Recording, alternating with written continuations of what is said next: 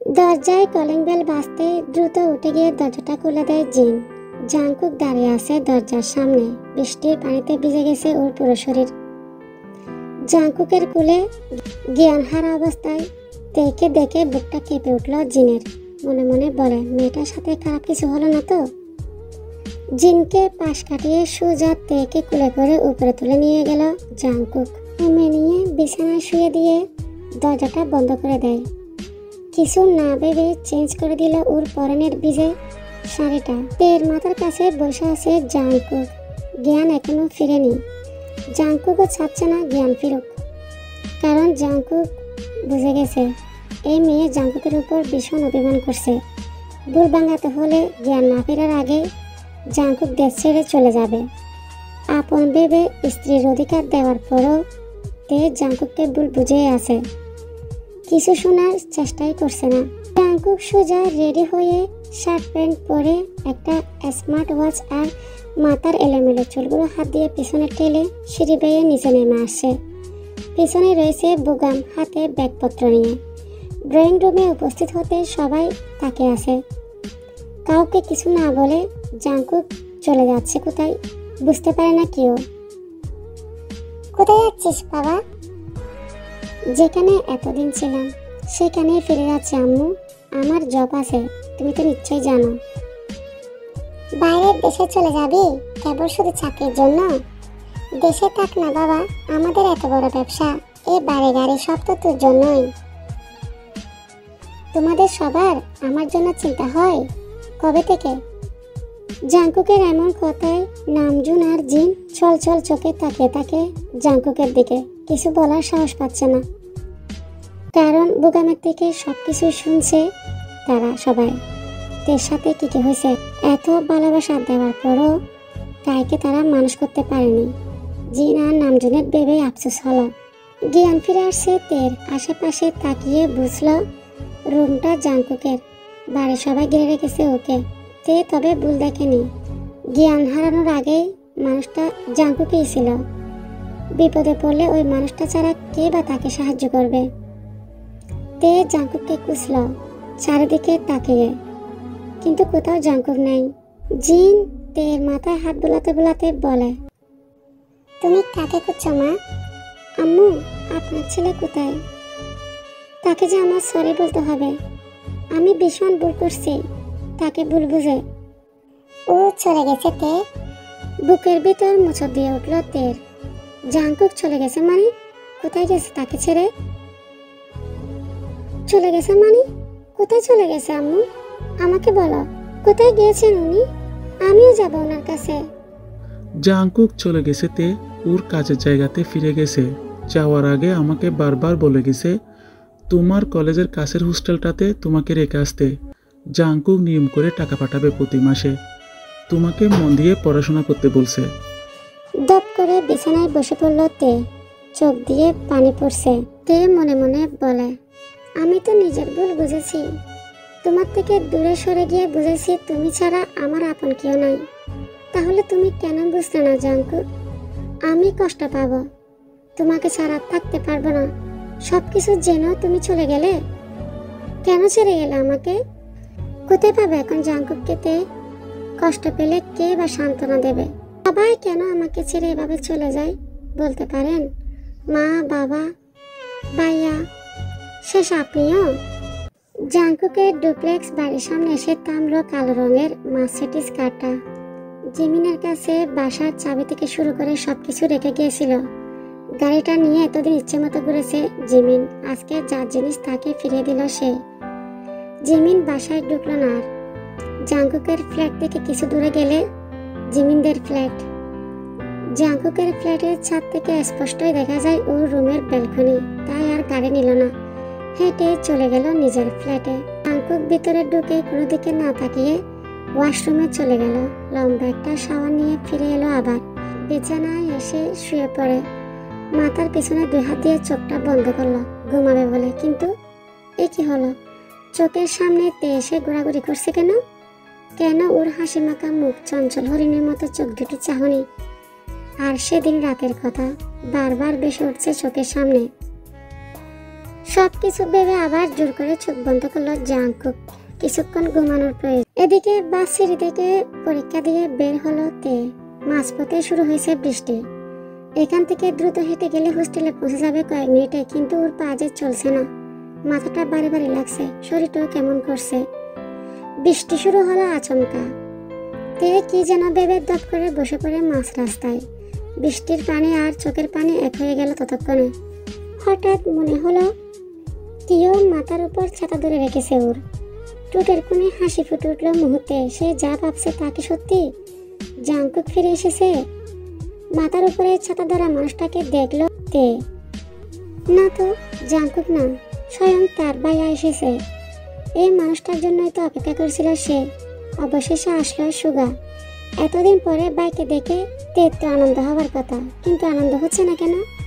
কেন সব পেয়েও আবার হারানোর হাহাকার? সুগা টেনে তুলল বোনকে। সমস্যা কি তে? এই মাঝরাত বসে আছিস কেন? বৃষ্টিতে ভিজলে জ্বর হবে তো। বাইকে জড়িয়ে ধরে কান্না করে দিল তে। তুমি কোথায় ছিলে ভাইয়া? তুমি জানো আমি কত রাত ঘুমাইনি তোমার চিন্তায়। মামি সব সময় তোমাকে নিয়ে আজে বাজে কথা বলতো। আমি রাগ করে চলে যেতাম বাড়ি ছেড়ে। পুরোটা বলার আগে সুগা থামিয়ে দেয়। শান্ত হতে, আমি সব জানি, চল আগে বাড়িতে। গাড়িতে উঠতেই দেখে জিমিনকে। জিমিনের পাশে গিয়ে তে বসে। পুরানো দুতলা বাড়িটার সামনে এসে দাঁড়িয়েছে সুগাদের গাড়ি। সুগা একবার চোখ বোলায় পুরো বাড়িটার দিকে।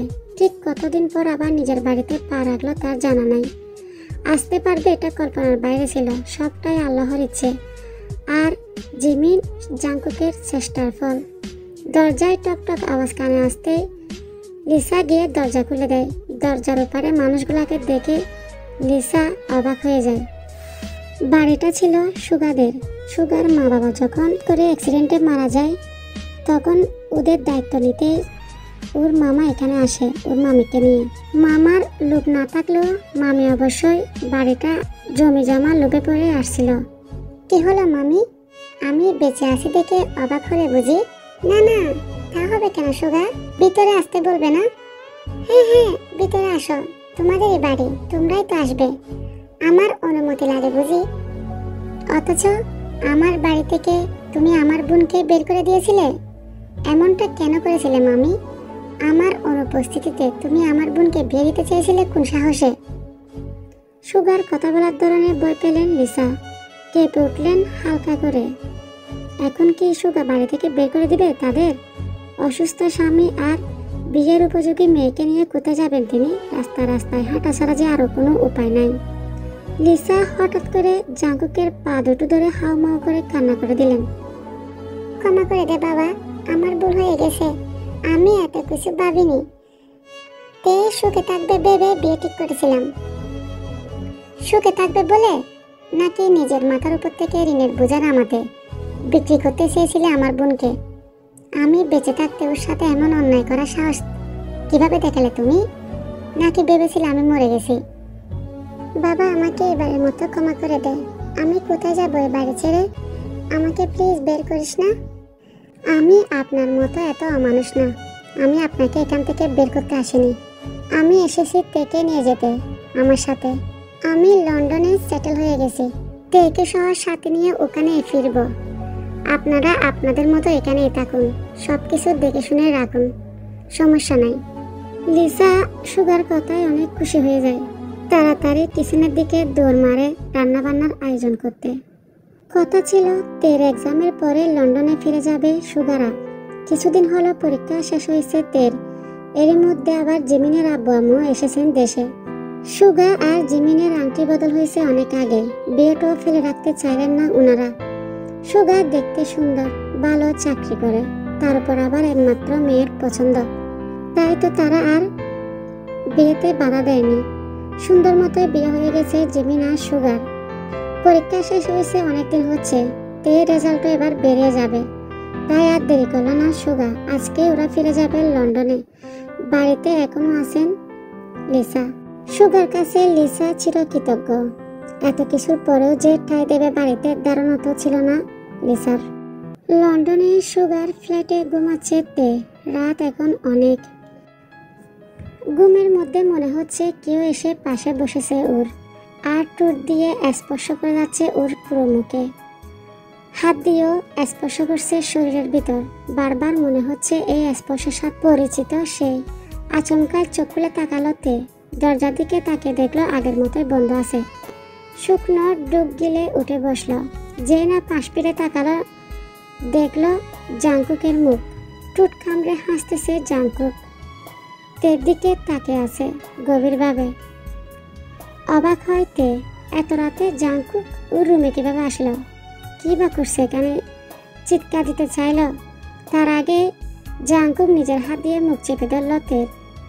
কিছুক্ষণ না যেতে তে মুখের উপর থেকে নিজের হাতটা সরালো। আবারও কিছু বলবে, তখনই জাংকুক তের ঠোঁটে ডুব দিল। শক্ত করে তের কোমর চেপে ধরে নিল নিজের কাছে। তের হাত দুটো আপনা আপনি চলে গেল জাংকুকের বুকে। শ্বাস নিতে কষ্ট হচ্ছে ওর। কিছুক্ষণ এভাবে থাকলে মনে হয় মরে যাবে, এই ভেবে ধাক্কা দিল জাংকুকের বুকে, কিন্তু লাভ হলো না। প্রায় 10 মিনিট পর জাংকুক নিচ থেকে ছেড়ে দিল তেকে। সাথে সাথে ওর বুকের ধাক্কা দিল তে। জোরে জোরে শ্বাস ফেলে বলল, এসবের মানে কি?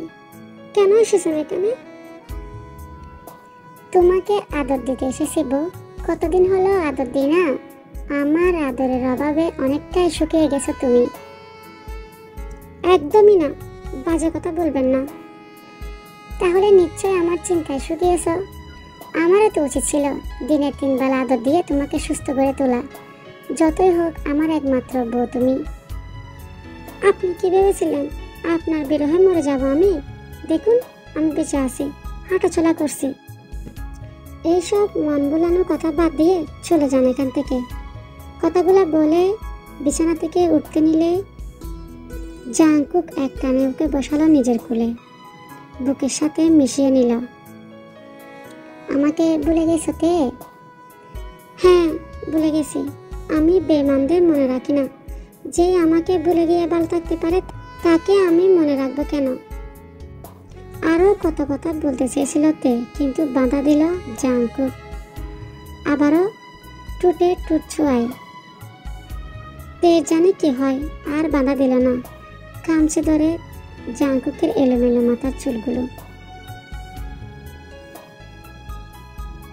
তেকে ছেড়ে দিয়ে জাংকুক বলে, তোমাকে আমি বলিনি তে, তুমি তো আমার সবসময় বুকের মধ্যে থাকো। তোমার জন্য আমার এখানে, ঠিক এখানে চিনচিন ব্যথা হয়।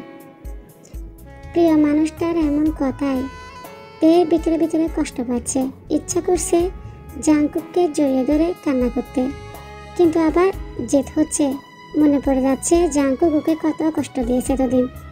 সে এত তাড়াতাড়ি ধরা দেবে না জাংকুকের কাছে। একটি বার তের কাছে কল অবধি করে নাই, ফোন করে একটু জিজ্ঞাসা করে নাই এতদিন ধরে কেমন ছিল। তাই তো জাংকুকের প্রতি তের অভিমানটা আরো বেশি বেড়ে গেছিল। তের কিছু একটা মনে পড়ল, এটা তো সুগা ভাইয়ার বাসা। সুগা বা জেমিন কেউ যদি এত রাতে জাংকুককে এখানে দেখে ফেলে তাহলে কিভাবে নেবে ব্যাপারটা? হয়তো খারাপ ভাববে ওর সম্পর্কে। আপনি এখান থেকে চলে যান। আমি চলে গেলে তোমাকে আদর দিবে কে? বাচ্চা মনে করে জান বলছি। ঠিক আছে, তাহলে আমাকে চুমু দাও একটা। না দিলে কি করবেন? তের কথা না শুনে জাংকুক আবার তের উপর চাপিয়ে পড়ে এলোপাতাড়ি কিস করতে থাকে। এমন সময় তে রুমের সামনে যাচ্ছিল জিমিন। ভাবল দেখে যাবে তে ঘুমিয়েছে কিনা। রুমের দরজাটা খোলাই ছিল। জাংকুক এখানে এসেছে এটাও জানে জিমিন, তবে ভেবেছিল এত সময়ে নিশ্চয় চলে গেছে। দরজাটা একটু ঠেলে ভিতরে এমন দৃশ্য দেখে চোখ দুটো বড় বড় হয়ে গেল। লজ্জায় চলে যেতে চাইলে পেছনে তাকিয়ে আবার বলে, মানবিমান কমেছে, তবে আমি কিছুই দেখিনি, চালিয়ে যাও তোমরা। জিমিনের কথা শুনে ভূত দেখার মতো চমকে উঠল তে। এদিকে জাংকুকের কোনো কিছু পরিবর্তন হয় নাই। জাংকুক এখনো আগের মতোই আছে। তে লজ্জায় জাংকুকের বুকে মুখ লুকায়। তেকে এভাবে লজ্জা পেতে দেখে জাংকুক চেঁচিয়ে ওঠে, আমার বউ লজ্জা পাচ্ছে জিমিন, তুই এখান থেকে যা। আমার বউ যদি লজ্জায় জ্ঞান হারায় আমি তোকে জেলে দেব স্টুপিড। মুখ টিপে হাসলো জিমিন, বেরিয়ে গেল রুম থেকে। তবে দুজনের মধ্যে বনিবনা হয়ে গেছে দেখে ভালোই লাগছে ওর। গর্ভবতী মানুষের সামনে বসে আছে তে, গায়ে জড়ানো একটা নীল রঙের সুন্দর জামদানি শাড়ি। তের খুব রাগ হচ্ছে ভাইয়ের উপর। তার পছন্দ অপছন্দের কথা জিজ্ঞেস না করে তার বিয়েটা ঠিক করে ফেললো। ছেলেপক্ষ আসছে আজকে তেকে দেখতে। তে লন্ডনে এসেছে 1 মাস হতে চললো। এরই মধ্যে জাংকুক বাতে কেউ বলে নাই তারা দুজন বিবাহিত।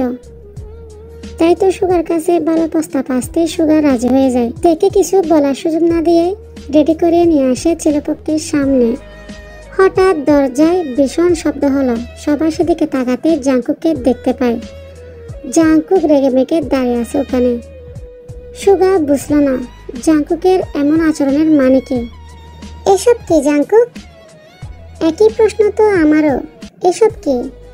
তুই কোন সাহসে আমার বিয়ে করা বউকে আবার বিয়ে দিতে চাচ্ছিস? তোর বিয়ে করা বউ মানে? তুই কি এখানে আমার সাথে মজা করছিস? জাংকুক বাঁকা হেসে তেকে টেনে আনলো নিজের কাছে। কোমরে হাত রেখে তের কপালে চুমু দিল। উপস্থিত সবাই মুখ সরিয়ে নিল অন্যদিকে। তত্তর করে রাগ বাড়ছে এসব দেখে সুগার। বাহিরের মানুষদের সামনে ঝামেলা করবে না ভেবে কিছু বলতেও পারছে না। কিন্তু জাংকুকের এমন অসভ্যতামিতে বিরক্ত হচ্ছে সুগা। দেখেই তো তোর বোন আমাকে বাধা দেয়নি, এর থেকে বেশি কিছু করলেও বাধা দিবে না। বুঝে নে এবার মজা করছে কিনা। সুগা আর জাংকুকের মধ্যে ভীষণ ঝামেলা হলো। সুগা বুঝতেই পারছে না বিয়ে যখন করেছে তাহলে আগে বললো না কেন। সুগা রেগে আছে তের উপর। ঝামেলা বেশি করবি না, ঝামেলা করলে ঝামেলা বাড়বে। আমি এখন যাচ্ছি, তবে আমি আবার এসে তেকে নিয়ে যাব। বেরিয়ে গেল জাংকুক। পেছন পেছন তেও যেতে চাইলে হাত ধরে টেনে নেয় সুগা। কি হলো ভাইয়া, যেতে দাও আমাকে। কোথায় যাবি তুই? জাংকুকের কাছে। তাহলে আর আমার বাড়িতে আসবি না, আমাকে ভাইয়া বলেও ডাকবি না, আমি ভুলে যাব তুই আমার বোন। তের চোখ চলচল করে ওঠে। এই বুঝি চোখ থেকে পানি বের হয়ে যাবে। জিমিনের বিরক্ত লাগছে সুগার কাজে। কিছু বললেও শুনবে না, ভালো করে জানে। তাই কিছু না বলে তেকে নিয়ে ভিতরে চলে গেল। অনেকক্ষণ হলো তে বসে আছে একটা বেঞ্চে। বৃষ্টির পানিতে ভিজে গায়ের জামাটা লেপটে গেছে শরীরের সাথে। চারিদিকে অন্ধকার নেমে এসেছে অনেক আগে। এবার যেন ভয় বাড়ছে তের। কোথায় গিয়ে খুঁজবে সেই জাংকুককে? রাস্তার অপর প্রান্তে দাঁড়িয়ে আছে একটা কালো রঙের মার্সিডিজ কার। পেছনের সিটে বসে আছে জাংকুক। একদিনে তাকিয়ে আছে তের দিকে। এই মেয়ে ওর জন্য এত পাগল হলো কবে? যে ভাইয়ের খুঁজে এসেছিল ওর কাছে, সেই ভাইকে রেখে এখন জাংকুককে খুঁজতে রাস্তায় বেরিয়ে পড়ছে। ঠান্ডায় কাঁপছে তে। এভাবে বেশিক্ষণ বৃষ্টির পানিতে ভিজলে জ্বর আসবে নির্ঘাত। এই ভেবে জাংকুক নামলো গাড়ি থেকে। দ্রুত গেল তের কাছে। সামনে কেউ দাঁড়িয়ে আছে বুঝে মুখ তুলে তাকালো তে। দেখলো জাংকুককে। তে তে উঠে দাঁড়িয়ে কান্না করে দিল। হুট করে জাংকুককে জড়িয়ে ধরল। কোথায় হারিয়ে যান আপনি? আমাকে কষ্ট দিতে আপনার ভালো লাগে তাই না? জাংকুক মুচকে হাসলো। কথা না বাড়িয়ে কোলে তুলে নিল তেকে। ঠান্ডায় কাঁপছে তে, তবুও জড়িয়ে ধরে রেখেছে জাংকুককে। গাড়িতে এনে বসিয়ে দিল পাশের সিটে তেকে। তারপর গাড়ি স্টার্ট দিল। সোজা জাংকুকের ফ্ল্যাটে নিয়ে এসে তেকে নামিয়ে দেয়।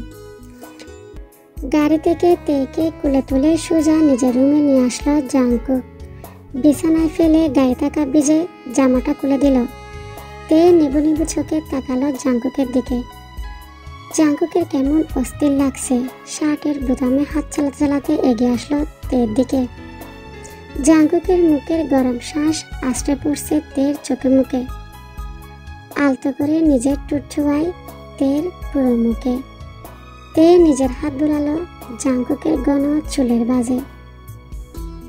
তে ভেবে চিন্তে আমাকে কাছে ডাকলে তো? কথা বলল না তে। জড়িয়ে ধরল জাংকুকের গলা। জাংকুক বুঝল তে তাকে কাছে পেতে চাচ্ছে। কিছু না ভেবে জাংকুকও গভীরভাবে জড়িয়ে ধরল আর ঠোঁটে ঠোঁট ডুবিয়ে দিল। জাংকুকের এমন ঠোঁটের স্পর্শ আর হাতের বেগতিক স্পর্শ পাগল করে দিচ্ছে তেকে। জাংকুক এবার ঠোঁট ছেড়ে গলায় মুখ ডুবিয়েছে। চুমুর জায়গায় কামড় করতে তে লাগছে তো আমার। তুমি তো আমাকে কাছে ডাকলে তে, এখন কান্না করলেও ছাড়বো না, সহ্য করে না। ঘন ঘন শ্বাস ফেলে অন্যদিকে মুখ ফিরিয়ে নিল তে। জাংকুক আবারও উন্মাদের মতো আচরণ করতে শুরু করলো, ঝাঁপিয়ে পড়ল তের উপর। তে আর আটকালো না, নিজেও সায় জানালো ওর পাগলামিতে। এবার শুরু হয়ে গেল তাদের লাফালাফি।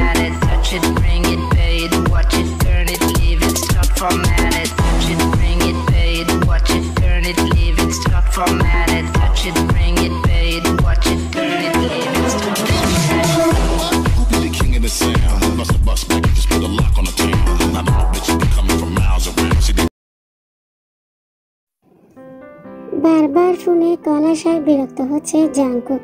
বালিশের কাছ থেকে মোবাইল নিয়ে রিসিভ করতে, আমার বোন কোথায় জাংকুক?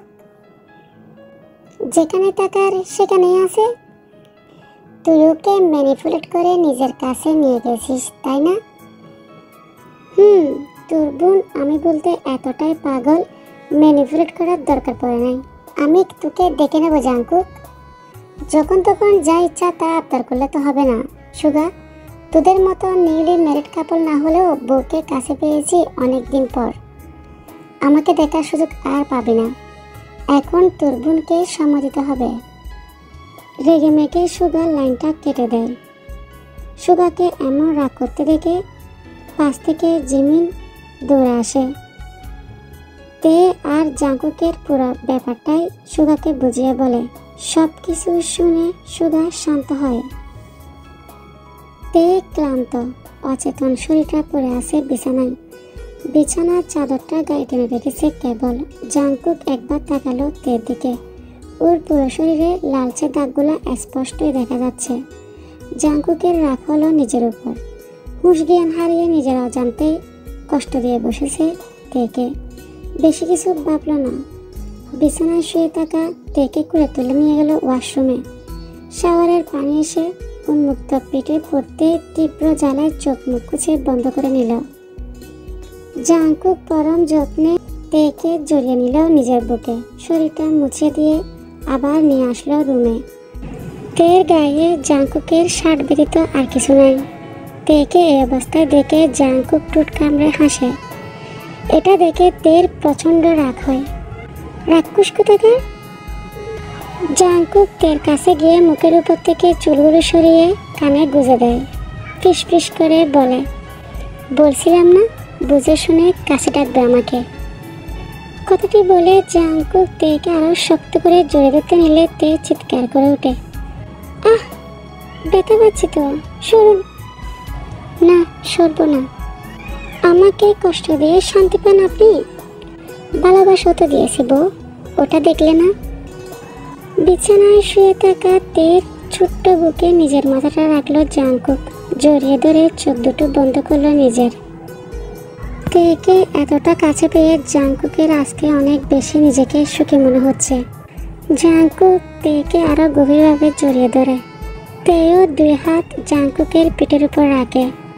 দুজনই চোখ বন্ধ করে নেয়। কিছুটা ঘুমানোর প্রয়োজন, অনেক ক্লান্ত।